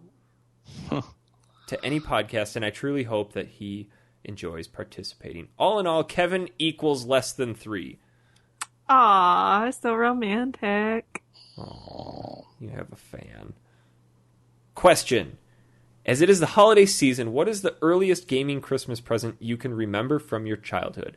For me, it's waking up, finding a Sega Mega Drive under the Christmas tree with Italia 90, Columns, Streets of Rage 1, Golden Axe 1, Super Hang-On, and Revenge of Shinobi. Have a great, safe Christmas, Eric, Jess, Kevin, and Aaron, and have a lovely New Year. Shane. Sweet Irish. What? There's a line from Braveheart. I saw he's Ireland. Yeah. I'm Scottish. Braveheart's Scottish. I know. Yeah, I know. You missed the There's joke. a line. Oh. Yeah. So, all right. I would say... I wonder if it's his island. That's my question. It's my island. Oh, now I'm paying attention. Yeah. Okay. I've caught up. I would say my earliest Yeah, gaming some memory pride. is my sister giving me a golden cartridge of Zelda for Christmas. And at the time, I had absolutely no idea the importance of that golden cartridge. Don't have it anymore. I have shit memory. So we got a purple N64, and that was really exciting on Christmas. Oh, shit. Those were so ugly. Shut up. It was purple. It was Those beautiful. were so ugly. I have quite a few Christmas memories. He's asking for your growing up. earliest. My earliest? Earliest. Early. I think my earliest Christmas memory then would be coming downstairs and then finding the games for my Nintendo. And I remember getting Excite Bike that year. And the reason I remember was because I was really impressed that my mom took the time to find out what games that I wanted by kind of going out. But the problem was I had rented that game so much that by the time I got it, I was kind of out of the phase. But like I just remember that moment of just like, the joy that it brought my mom to have me open up that game to have it permanently to play in my hands. Oh, yeah. I mean, it was. I mean, one of my fondest memories is that right there. But I still remember though that was like because I had rented it for weeks, months. So that was a good one. Jess? We were saying Christmas. Yeah. I said N64. Purple. Oh, okay. Beautiful. Ashton Morales writes in, we've only got a couple left here. Hey, Factory Sealed, love the show. Been listening since the first episode. My favorite part of the show is the random conversations about everyone's life. See, people like that. I'm glad we do it. My question is, what was the best overall gaming experience you had this year? One of my all-time favorites was finishing the Halo 4 campaign on Legendary with Eric. Me? Oh, yeah. I did beat it with... Okay, that was last year, though. I think. I don't know. Well, maybe it was so legendary that it counts for this year. I do. Okay, I remember this. Okay, yeah, that was a ton of fun. Even with all of us blowing each other up in the random trolling we did. Best overall gaming experience this year for me, and this is going to sound sappy, but was probably experiencing or playing through all of The Walking Dead with my wife. Aww. Like, it's just, there's something to be said about experiencing a game with somebody. Either that, or we did the exact same thing with The Last of Us. We played through that together. My husband doesn't play video games with me. Jerk! What a jerk. Does he even have a soul? Doesn't. At least he can get you pregnant. No! After you leave him. False. Need to go on a trip down some slippery stairs. Jeez, that was quite timing right there. Before or after you get pregnant? I have to get married. Are they already married? I think they're already married. Aren't you guys already married? Who? Yeah, we've been married. Yeah. Well, there's that there's that newlywed killer who just like pushed her husband off the cliff or something. Oh. Anyway, well, I lost my wedding ring twice. So. Oh my gosh, you were the worst wife ever. Yeah. So no, my my thing was I played and beat Tomb Raider. It's one of the only other games I beat this year all the way through to completion. So I was pretty happy about that. I didn't care for that. I just beat that not too long ago, a couple days ago, and maybe it's because I had such a long gap of time off from it, but I came back and it's like, and the game ended. Yeah, it's probably what happened, because I've done that to a lot of games too. It's like, oh, I'm right near the end. I think Uncharted 2 was that way for me. Like, I got so far, I stopped for whatever reason, got back to it to go beat it, and I was like, what the fuck is happening? Why am I here? Where's all my ammo? And it just didn't, the fun was behind it. So I actually started a new game, and of course I haven't been back to that for a while either, but I loved that Tomb Raider game. It was phenomenal. I really thought they did a really good job. Yeah. Other than all the insinuating rape the entire time in the beginning of the game, but... Yeah, but... Okay. I thought it was fantastic. I liked playing The Last of Us. Yeah. Last of Us. Thoroughly enjoyed it. Last of Us was good this year. And having Mario Kart night. Oh, yeah. We got to do that fun. Again. We really do. This time, next time, can I be not the only person that's drinking? Yeah, absolutely. Can I also learn how to use words properly? We should do Mario Kart Friday night. This Friday? Yeah, before you leave. That's going to be a really early morning. Oh. We'll talk. Okay, we'll talk. I don't have to work Friday, so... I'm thinking this next email may have to... No, I'm gonna paraphrase it, because this is from our friend Lord... You only need to read his very last thing after his name. Yeah. Lord Scale de Quincy Enley. Basically, his email is super long, harshly suggesting that we should not have given Mega Man #1 on our top NES games, but I do believe that we said that list was in no specific order that we made. Yes. Right. So, like, the first 4 paragraphs of his email are irrelevant. And you're never not going to have Eric give Mega Man a top billing on anything. No, I don't think it's the best, but it's in the top 10, easily. He gives a huge list of podcasts that he listens to. We are number 2, so hopefully his is in order of importance. No, he says that he listens to us first. No. Yeah, at the bottom it says, "Why am I giving you a list of all these podcasts? Because of all these podcasts, I listen to yours first." Boom! I didn't read that. Bam! Part. I was more We're not top concerned billing. with what he's. His whole email is super long. It's awesome. It's funny. He sent it from his transdimensional bilateral two-way pager, and fuck Apple. Okay. Last email comes from the illustrious George Vosper. He writes in, "Hey, Factory Sealed, I was just wondering, what is your favorite console?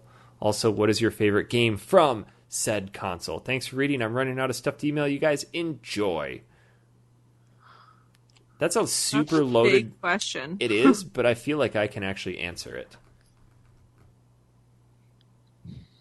What is your Okay. answer? This is going to sound real dumb, but in the grand scheme of everything, just the impact of gaming for me, my favorite console, it would have to be the original Game Boy.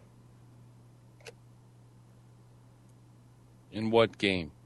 Link's Awakening.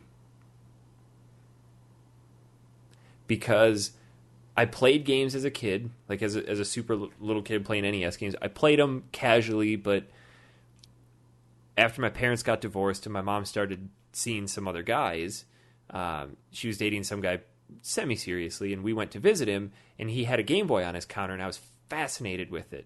And this had such a huge impact on me because he just said, "Well, here, you can have it." Like, he just gave it to me. And on the drive home, we stopped at a Sam Goody, and my mom said, "I'll buy you a game for it." And What's a Sam Goody? it's like a FY. They're closed now. Yeah. They were part of Musicland and Suncoast and On Q and Media Play. Yeah. They're still the same good in the Mall of America. So I went in, and I remember standing there, and I have this image vividly burned into my mind. Like, there was this pillar, this glass case pillar in the middle of the store that was spinning, and in the middle there were all these Game Boy game boxes.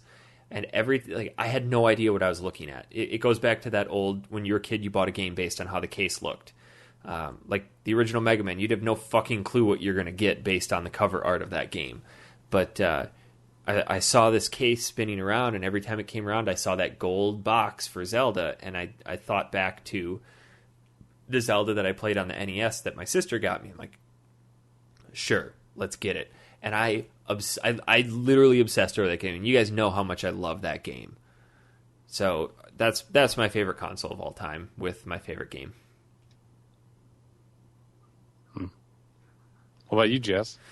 My story is not going to be nearly as eloquent. I would have to say N64. Because it was purple, and I woke up, and it was under the tree. Yeah. Is that How'd it? you guess? Okay. No, because it was so fun in 3D and, like, so crazy. That's what I'm saying. What game, though? Oh, game. You have to console and game. I need to start paying attention. Ocarina of Time. Oh, damn, yes. Snap. Since finishing Link Between Worlds, I really want to go back and play Ocarina of Time 3D. Let's do it. Let's do it. That's a long commitment, though. Aaron, what's yours? Super Nintendo. What game? For that system, I'm going to say, Link to for all the Past. time that I put into it, Link to the Super Past. Mario World. Oh, yes. I remember being crushed as soon as I found out that you could beat Super Mario World in like 12 minutes. No, I was crushed when I beat it completely and got the little gold star next to your save level. Yeah. Then come home and find out that somebody erased all three of your game saves and it was gone forever. I kind of miss The that, though, worst. because that's incentive to start all over. It kind of is, but after you spend so much time on something, it's really hard to go through it again sometimes. I hear Especially ya. in a game like Mario, where how easy the game is to play and you can get through it for their speed run is really hard if you make one tiny mistake. Yeah. Which is why they give you 1 billion lives. It was crazy when we were doing the Mana Tank stuff and we were helping at a Devastation tournament down here. Max Gonzalez and I were doing Mario speedruns at our booth, and some of the people that showed up were just stupid good at that game. So Mario speedruns are fun. Guys, that is all the emails that we have. If you want to, well, not if you need to write us more emails. FactorySealed@manatank.com. Great questions. I will try to post these up on the forum. Again, manatank.com/forum. Get in there, populate it. You asked for it. I provided it. Before we sign off. Because we sign off. That's a lingo. Yep. Yeah. Did you play Lion King? Because I played 2 seconds of it.